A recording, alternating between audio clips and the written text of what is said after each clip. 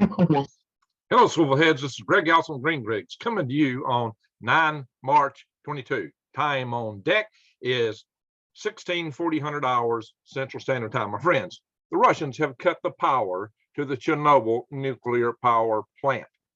Power is required to keep the plant from overheating, to keep the spent fuel rods and the spent fuel rod pools from overheating, to prevent meltdowns and nuclear accidents. And there are still 3 active reactors there at that plant.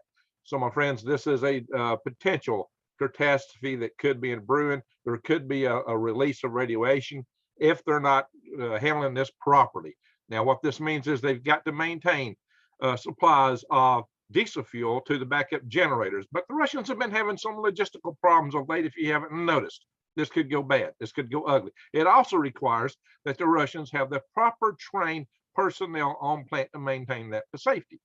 Now, mind you, that when Chernobyl accident occurred, it occurred during a safety test with the qualified individuals that operate the plant there on site.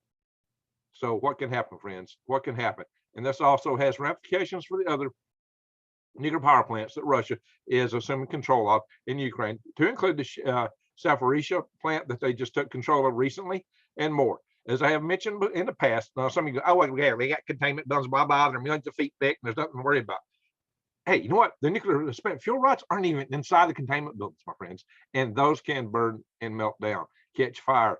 And as we've seen reactors, when they get overheated inside, what happens? We've seen it 3 times in Fukushima, and once at Chernobyl, those containment buildings blow up. You lose your top, and you have an open fire of the uranium inside. Why? Because those fuel rods burn on contact with air, for those that haven't noticed and watched my previous programs on this. The reason I'm putting this out is I get all kind of flack from people who don't listen to my videos in the comment section. Of course, you probably haven't heard this part either, because you've already commented without having seen the video. I get that all the time. So I'm going to do a video on bunny rabbits on the title. It's going to be about lions or something. I don't know. See what people say. So I got you. But anyway, that said, look, guys, this is serious. So all my joking aside, this is really serious. I want you to pay attention. I'm about to go into this and explain it to you. Furthermore, I'm going to do many other videos on this topic. We're going to keep up with it. So subscribe to my channel, bang the notification bell, and click all, because things are getting nutty over there. And if you don't think that Putin might not use nuclear weapons over there, if he would take these kind of risks with nuclear power plants, you better think again. Subscribe to my channel, bang the notification bell, and click all, so you can watch it and keep up with these videos. And I got to tell you right now is the time to consider prepping. Right now, our entire supply chain is unraveling. There are countries that are cutting off supplies and exports of their foodstuffs. And that was going to be my video I was planning to do today, but that's going to have to wait. Maybe I'll do it later today or tomorrow. So bear in mind right now, at this moment, you can still get a good special. You go to prepwithgreg.com, prepwithgreg.com. I got a special for 25-year food. This stuff lasts 25 years. It's got 2,000 calories a day, breakfast, lunch, and dinner, enough to keep the hunger away. Unlike a lot of the suppliers that only could give you 800 calories, a starvation diet, this will keep you in the category of being a winner and keep you alive. So keep that in mind, guys. 2,000 calories a day. And what you get, it's $150 off a 3-month supply, which 6 of these buckets, and you get $50 off a 2-month supply, which is 2 of these buckets. Guys, they've kept the price deal. They've maintained it. I don't know how. When everything else is going up, don't expect that to last long, because there's a huge demand right now for this kind of stuff. Right now, my Patriot Supply still has it, and that's who we're working through. When you go to prepwithgreg.com, but that special is at prepwithgreg.com. And if you click the logo to My Patriot Supply, you can see the wide selection, the broadest there is in the industry on long-term food storage and other prepping supplies, which you really want to pay attention to right now, including water and air purification. And the potential for chemical, biological, and radiological events, you need to pay attention to that. All right, I'm going to do some shares. We're going to go into this. We're going to talk about Chernobyl. And we're going to start here with this Fox News article. Ukraine's Chernobyl power plant disconnected from the power grid, sparking fears of radiation leaks. And it says that it was disconnected due to damage inflicted by Russian occupying forces. Oh, Greg, they don't cause any damage. They know what they're doing. That's what I was told in so many comments, The 750 kV Chernobyl high voltage lines are currently disconnected due to this damage by the occupiers. Oh, well, they're just being so nice. Oh, yeah, what does this all remind me of? If you notice my thumbnail picture, it's got, Chernobyl on top, and it's got this scene in it. What is that? That's Beneath the Planet of the Apes, where the apes are tearing down the doomsday bomb, not knowing what they're doing, and lead to the destruction of the planet in that movie. Of course, Carlton Heston played a hand in that, if you've seen the scene. know what I mean? He was actually trying to save the planet. The last minute, he blows it up. Well, maybe that's what's happening here. Sometimes like the safety crew that was trying to maintain safety at Chernobyl, that set off the reaction. See, guys, you've got to know what you're doing. You got to be trained. But what did I say in my previous video? And so many people attacked it without even listening to it, because I said in nuclear power plant or any of these facilities, you got three things of concern. You got hardware, software, and wetware. The wetware is the people. And the human being is usually the most fallible link in a whole system. You got to have good people that really know what they're doing to maintain these facilities, be able to recognize when things go out of parameter without having to look at the books. Somebody really understands how it operates, so they know when something's going right. That was a problem we had at 3 Mile Island. It was a wetware problem. So pay attention, guys. These are serious situations. The regulator explained that there are 20,000 spent fuel rod assemblies stored at the facility that require constant cooling. This isn't the reactors, my friends. This is not the reactors. These are the spent fuel rods. I talk about so much. You got to watch my nuclear survival videos. Check out my nuclear survival videos, or many other my EMP related videos. I talk at length about these spent fuel rods. I've shown y'all the Sandia National Laboratory test results of these things burning. They will burn. They have burned in test labs and in reactors. So this has happened. I've had people argue about that. It's been tested, it's been proven, and it has occurred. So take it to the bank. This is a huge amount of spent fuel that could be in the air in Europe. I would not want to be in Europe right now with these guys who obviously don't know what they're doing, trying to run this power plant, which had an accident with the experts already there. So yeah, the reserve diesel generators, I've talked about this so many times, have a 48-hour capacity to power the plant. Okay, the clock is ticking. The clock is ticking, guys. It can keep going for 48 hours from the time that this occurred. And after that, you better be having a reserve diesel fuel brought in continuously. And if that supply chain should break down, you got problems. No, shouldn't have no problems. There's nothing going on. There's not anything like a war or something that might disrupt a supply chain, right? Guys, the risks that are being taken are off the charts here. Now, maybe, just maybe, they didn't plan to shut this down. But, when they went in, they caused some damage. They caused some damage, guys. So here we are, Chernobyl disaster. What's it say here? The number 4 reactors. It hit 4 reactors. Number 4 reactor is what went down. This accident occurred during the safety test of the steam turbine. You see that, guys? During the safety test, while the operators were there, during the planned decrease of power. In preparation for the test, the power unexpectedly dropped near zero. What I tell you, nuclear power plants have to have power to run them. I've said that before. A lot of people don't get that. Anyway, so the risk was not, the risk of what was going on there was not made evident by the operating instructions. We had the books in front of them. The books didn't tell them this. What I tell you, you got to have good wetware that knows how the system really runs and the theory beyond what's in the books. So the operators proceeded with the test. Upon test completion, the operators triggered. You can say that 5 or 6 more times. Yeah, the operators triggered the reactor shutdown. Why? Because their wetware was weak. That's why. What? The kind of thing happened at 3 Mile Island in the United States of America. Yes, where they're brilliant, best operators we could have. Again, it was a lack of wetware was the issue. This is what I talked about with that Safarista plant. But what the commenters commented on the containment building. It means they didn't listen to my video. But I get that all the time. Oh well, so much. You're listening, so thank you. You know better.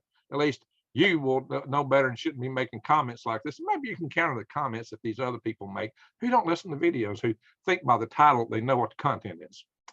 Tisk. Anyway, so much for those guys. No, they're so smug and so smart. All they got to do is read the title, and they're smart enough about it. They can comment at length about how stupid the video was, and they didn't even watch it. I get that all the time. So does everybody else. Anyway, yeah.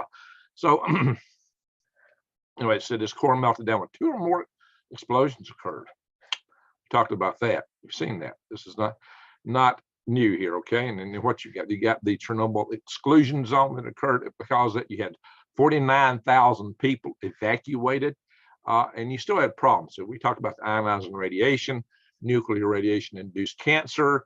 Guys, go back and watch my nuclear survival videos. I'm telling you, the nuclear survival videos are key to how you might have to deal with this kind of stuff. Now, see all the people in Europe right now buying up all the iodine tablets. So good luck trying to find any right now. They've sold out. Why are they doing that? Well, they're not worried about a nuclear event in Europe. Nah.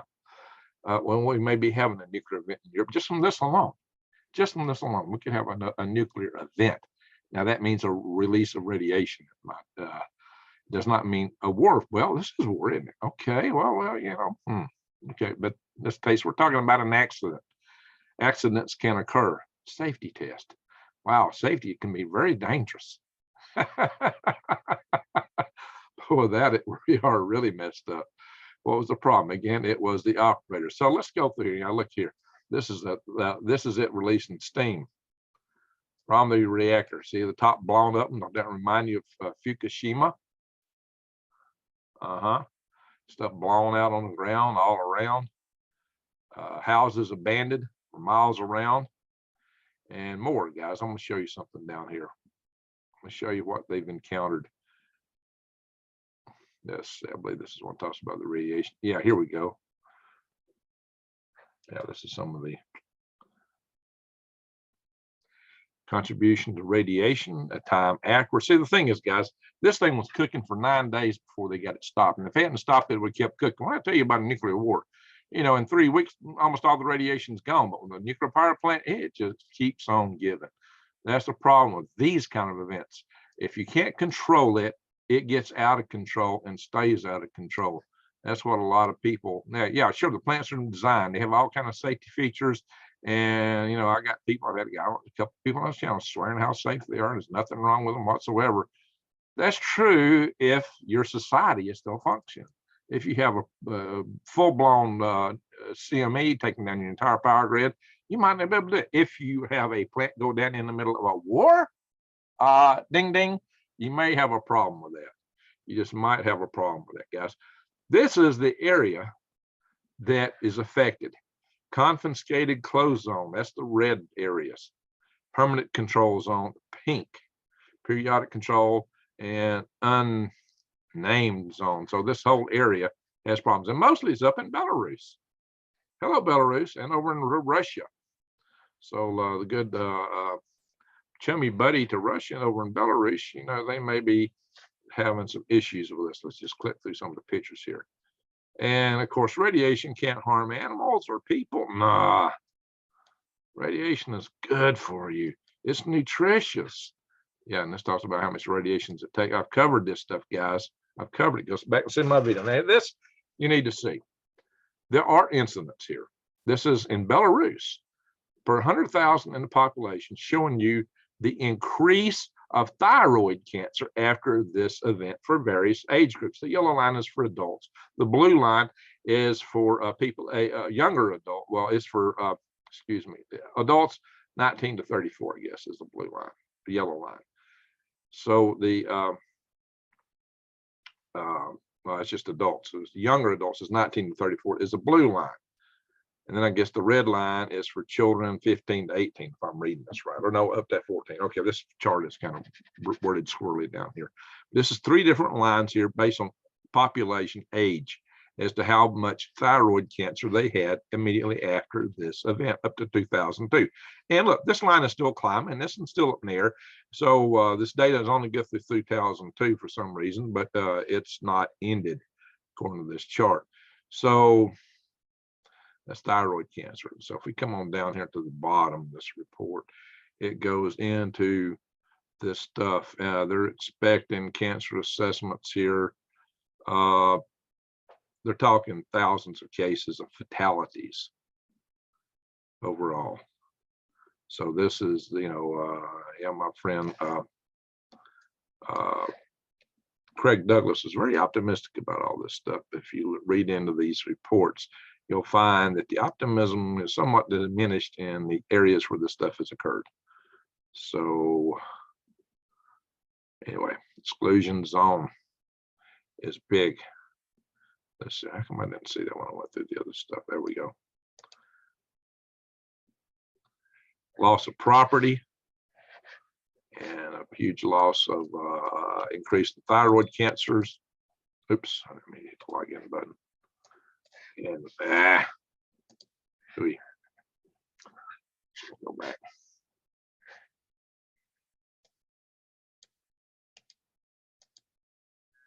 You know, criminal investigations occurred, all kind of stuff happened.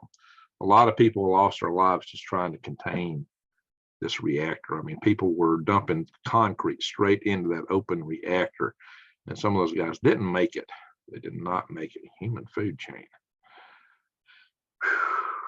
Yeah, so this radiation got into Norway, got into Great Britain, it went all over Europe, guys. This was not pretty. This was not pretty. Affects the harmful, here we go, effects of the harmful radionuclides. Let's see here. Is you're going to get iodine 131, cesium 134, cesium 137, and strontium 90, which is affinity for calcium. This is when you take your iodine. That's when you take iodine and keep this from getting in your thyroid. Once it gets in you, it stays. Half-lives of 8 days for the iodine, up to 30, let's see, 2 years, 30 years, and 28.8 years for half-life. That means it's down halfway, and half as many particles are radioactive at 30, 28 years later, okay, which is 29, already 28.8. Which means you still have half of it, and another half, and then be half again, half goes down slowly like that. That's what half-life is. I've explained that greatly in my 2 nuclear survival videos. We're going great depth in these things. I'm not going to do that right now. You go see those videos. I'm not going to repeat. I don't want to make this video 10 times longer. Look, there's abortions that occurred, cancer assessment here.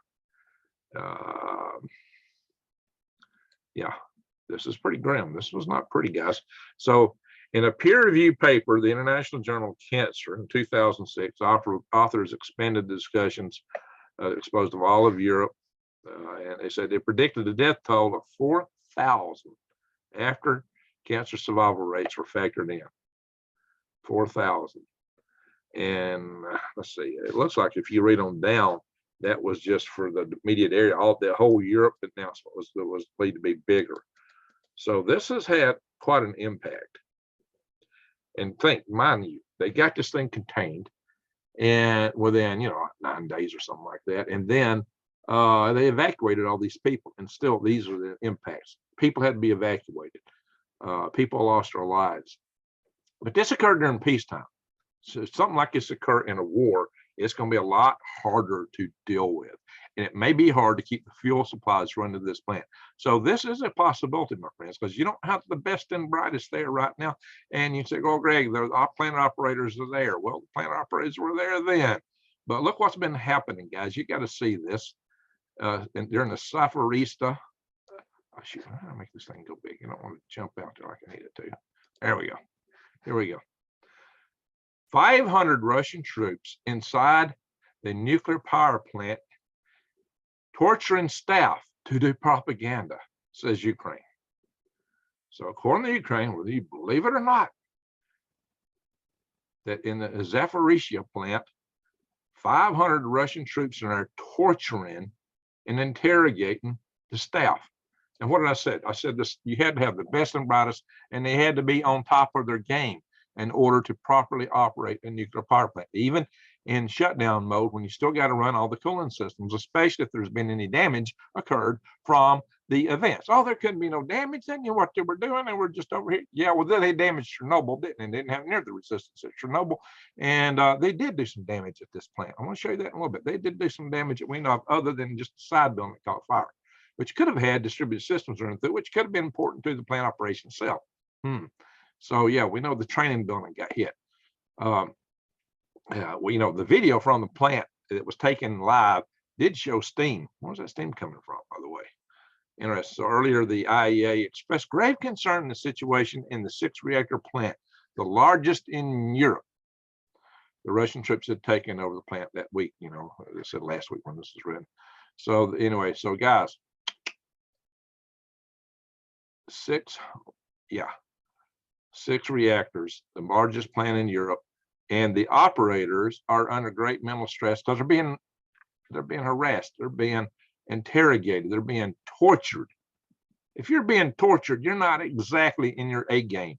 You need smart wetware on its A game running a nuclear power plant or even operating in any fashion, even during shutdown, because you still got to maintain the cooling during shutdown because you still have the latent heat problem. You still have to maintain the cooling loops. And if you don't, even with a shutdown plant, you get boom. You get boom. Just go ask Chernobyl. Go ahead. Well, ask. Yeah, they actually had to shut the plant down, guys. They shut the reactor down. Remember, 0. And then go check out Fukushima, guys. Yeah. So you got to understand these things. This isn't as easy as you might want to make it sound. Bing, bing, bing. And here we go. What happened? Check this out, guys. Russia destroyed Ukraine nuclear neutron, let's see, generator. According to the IAEA, as reported in the Jerusalem Post. Some of you aren't going to believe this. Okay, well, fine. But this is what has been reported, that there was a reactor that actually got destroyed. This was a test reactor, an experimental reactor, not an operational reactor. But these are the kind, but it also could have released radiation, mind you. Fortunately, this didn't at the time. It was not in a state that would happen. It could have happened. But this is the carelessness of having a military unit go in and take over a nuclear power plant. This is fraught with risk. Even if they don't do any damage to the containment building, it doesn't mean the containment buildings can't go into damage mode if the cooling systems are compromised. Cooling systems have redundant loops. You lose a redundant loop, then the operators got to be more on their A game to maintain the facility properly. That's what I'm telling you guys. You got to maintain the facility properly. Yeah. So just in case you wonder, would Putin be willing to go nuclear? Well, he's already, now apparently the Russians themselves have admitted they use thermobaric weapons. They're not nuclear weapons, but they're the closest thing you can get with conventional weapons. They're called known as fuel-air explosive, where you atomize fuel into air and then detonate it. And you have a massive interface between fuel and air, creates huge explosions. Oh yeah, unless they're attacking hospitals, schools, and things like that. Yeah, those hospitals and schools are definitely just biolabs. Okay, so guys, speak facetiously.